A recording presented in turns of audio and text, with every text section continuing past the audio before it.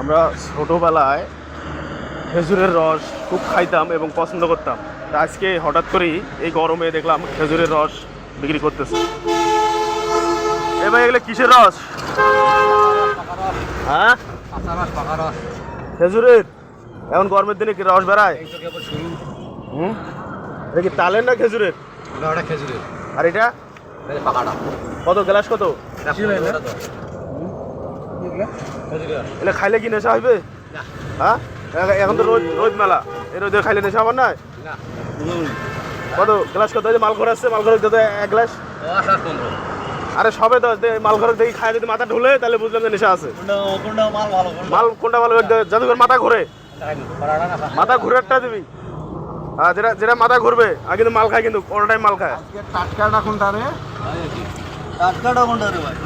মানে সকালবেলা থাকি ভালো ওটা দে। তোরা তো কপাল আছে এই টিভি। মানে এটা খাইলে নেশা হবে না ওইটা খাইলে? এলা কোনটা খাই না? আজকে টাটকা সাইডে খালি নিছে হবে না, কালকাটা দে। এই টিভি। ওটা তো কালকাটা আছে। ওটা কালকাটা। এটা খাইলে নেশা হবে না? চিনি উঠবে। ওখানে এই কালকেরটা খাইলে নেশা হবে, ওই জন্য এটা খাইতেছে।